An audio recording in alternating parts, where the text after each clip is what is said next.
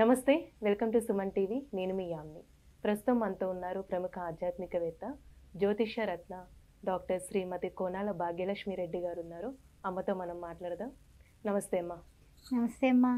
అమ్మ, ఇప్పుడు మనకి శివరాత్రి రోజు అసలు శివుణ్ణి ప్రత్యేకంగా ఏ పువ్వులతో పూజించాలమ్మా? అసలు శివరాత్రి రోజు ప్రత్యేకంగా అంటే కొంతమంది ఈశ్వరుణ్ణి గన్నేరు పూలతో పూజిస్తారు, కొంతమంది మల్లెలతో పూజిస్తారు, మల్లికార్జునుడు కదా.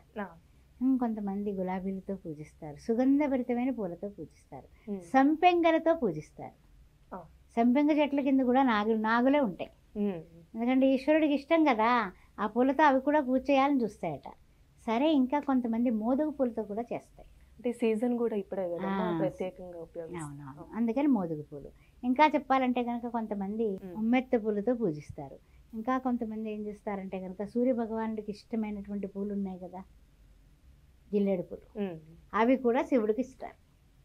ఎన్ని రకాలు అంటే ఎన్ని రకాలు అంటే నీకు భక్తి ప్రధానం, కానీ ప్రత్యేకంగా ఇవన్నీ ఉపయోగిస్తే అందుకని ఏంటంటే భక్తి లేని శివ పూజలు ఎలా అన్నారు. అందువల్ల పాత్ర శుద్ధి, పాకశుద్ధి, భాండ శుద్ధి అన్నీ కావాలి కదా. నీ హృదయ శుద్ధి కావాలి. అక్కడ ఈశ్వరుడు ఏం చూస్తాడు? చక్కగా నీ హృదయం ఎలా ఉంది, ఆ మీద ఇష్టంగానే పట్టుకొచ్చిందే పిల్ల, లేకపోతే ఎక్కువ ఆళ్ళదొడ్లోంచి వీళ్ళదొడ్లోంచి అన్నీ వేసుకొచ్చిందా అని చూసుకుంటాడు. అందువల్ల శివుని ఆజ్ఞ లేనిదే చీమైనా కుట్టదు. అందువల్ల శివరాత్రి రోజు శివ పూజ చేయాలంటే ఆయన అనుజ్ఞ ఉండి తీరాలి. కొంతమంది పాల ప్యాకెట్ని ఇలా తీసేసి శివలింగానికి అలా పోసేస్తూ ఉంటారు, మరి అది తప్పు. బాగా గుర్తుపెట్టుకోండి. అభిషేకాలు చేయించేసుకుంటున్నాం అందరం కూడా, కానీ పాల ప్యాకెట్ చింపేసి అక్కడ గొట్టాలతో శివలింగాల మీద అభిషేకాలు చేసినా చాలా చాలా ఘోరం, నేరం. మీరు చేయకపోయినా పర్వాలేదు, కానీ ఆ విధంగా అయితే చేయదు. స్టీల్ గ్లాసులు, స్టీల్ పాత్రలు అభిషేకానికి వేయకండి. ఇత్తడి ఉపయోగించుకోండి, రాగి ఉపయోగించుకోండి, కంచు ఉపయోగించుకోండి, వెండి ఉపయోగించుకోండి. బంగారు పాత్రలు అంటే మనకు అంత ఇది లేదు కాబట్టి అది పక్కన పెట్టండి. అదేవిధంగా ఈ పర్వదినమైనటువంటి శివరాత్రి విశిష్టత ఇంట్లో పిల్లలకి, పాపలకి, అందరికీ చెప్పండి. మార్కండేయ పురాణం చదవండి. ఆపమృత్యు దోషాలు తొలగి తీరుతాయి. ఏ పూలతో పూజ చేయడమే కాదు, అక్కడ కూర్చొని మార్కండేయ వృత్తాంతం ఒక్కసారి చదువుకోండి. శివపురాణం అంటే భయపడినా మార్కండేయుడిది చిన్న కథే కదా, చదువుకోండి. పలానా విధంగా ఉండేదట, అతనికి ఆపమృత్యు దోషం ఉంది, 16 సంవత్సరాలకి నేను మరణిస్తామని చెప్పారు. అందువల్ల తల్లిదండ్రులు ఇద్దరు దుఃఖిస్తుంటే ఆ పిల్లవాడు ఏం చేశాడు, ఏమిటి తండ్రి, ఏమిటి తల్లి అని అడిగితే చెప్పారు వాళ్ళు. చెప్పిన తర్వాత వెళ్ళిపోయి ఆ మార్కండేయుడు శివరాత్రి రోజున శివుణ్ణి గట్టిగా పట్టుకున్నాడనే పాఠం చూపించి మీ ఇంట్లో పిల్లలకి, పెద్దవాళ్ళు తెలియజేయాల్సినటువంటి శివ చరిత్ర ఇది. శివుని గురించి మాట్లాడుకున్న పుణ్యమే, శివుని గురించి చెప్పుకున్న పుణ్యమే, శివుని గురించి ఆలోచించిన పుణ్యమే.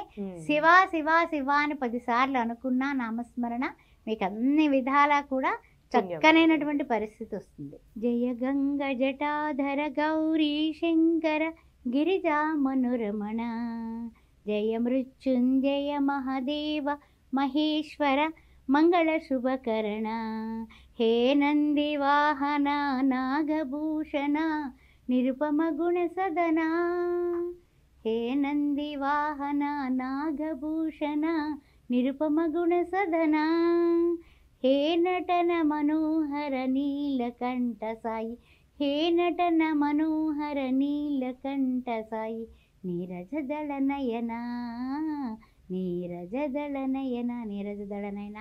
ఓ పరమేశ్వర, నీ చక్రాల లాంటి కళ్ళతో ఆ తిన్నడు భక్త కన్నప్పకి చక్కగా కళ్ళు ఇచ్చావు కదయ్యా, ఇంత మంచి నేత్రాలు ఇచ్చావు. నేత్రాలు తీసుకున్నట్టు తీసుకొని నాకు పండితుడు పామరుడు తేడా లేదు సుమా అని అనేకత్వంలో ఏకత్వం చూపించినటువంటి ఓ పరమశివ, నీకు ఏ పూలు ఇవ్వనయ్యా? కళ్ళే పూలగా సమర్పించాడే. కమలనేత్రుని అర్చించు, కన్నులు కన్నులు అన్నట్టుగా కన్నులే ఇచ్చేశాడు కదా. ఇంకా మరి నీకు నేను ఏమి ఇవ్వగలను చెప్పు? భక్తితో నేను ఏమి ఇవ్వగలను?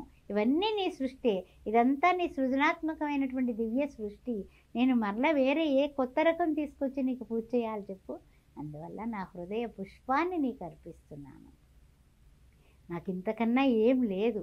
నీవు తప్ప నితప్పరం బెరుగ మన్నింపదగును. హే పరమశివ, నన్ను కరుణించవయ్యా, నన్ను బ్రోవవయ్యా అని మనం కన్నీళ్లతో శివ పరమాత్మని ప్రార్థిస్తే అమ్మా తీరని కోరికలంటూ ఉండవమ్మా. అష్టైశ్వర్యాలు కూడా శివుని దగ్గరే ఉన్నాయి. కీర్తి, ప్రతిష్ట, ఆ తర్వాత మనకి మా ధనం, ధాన్యం, అన్ని రకాల ఆ లక్ష్మీదేవికి ఉన్నటువంటి అష్టైశ్వర్యాలు కూడా శివుడు లక్ష్మికి వసగిన వరాలు. అందువల్ల బిల్వ నిలయాయ నమః అని అమ్మవారైనటువంటి లక్ష్మీదేవికి ఒక నామం ఉంది. ఆ బిల్వ పత్రాలతోటి ఈశ్వరుని పూజిస్తున్నాం. అన్నా చెల్లెళ్ళు ఇద్దరు కూడా ఒక్కటే. లక్ష్మీ స్వరూపం కూడా ఆ పరమాత్మ స్వరూపమే సుమా అని ఇక్కడ మనం చెప్పుకోవాలి. అందువల్ల అమ్మవారిని ఈ యొక్క అన్నా చెల్లెళ్ళు ఇద్దరినీ కూడా బిల్వ పత్రాలతో పూజించినప్పుడు తేనె వేసి మారేడు దళం మీద మీరు నివేదన చేస్తే చక్కని వాక్కు వస్తుందమ్మా, చక్కని చదువు వస్తుంది. శంకరాచార్యుడు జ్ఞానాదేవత కైవల్యం అని చెప్పాడు. అందువల్ల మీరు పూజ చేసేటప్పుడు ఏమీ లేవు, పత్రాలు లేవు, పుష్పాలు లేవు, మారేడు దళాలు తెచ్చుకోండి. మూడు రేకులు చొప్పున ఉంటాయి కదా మారేడు దళాలు. చక్కగా ఇలా తేనెలో అద్ది ఆయనకు పూజించండి, నివేదన చేయండి. ఇంకా అద్భుతం అనమాట, అత్యద్భుతం జరుగుతుంది మీకు ఇంట్లో.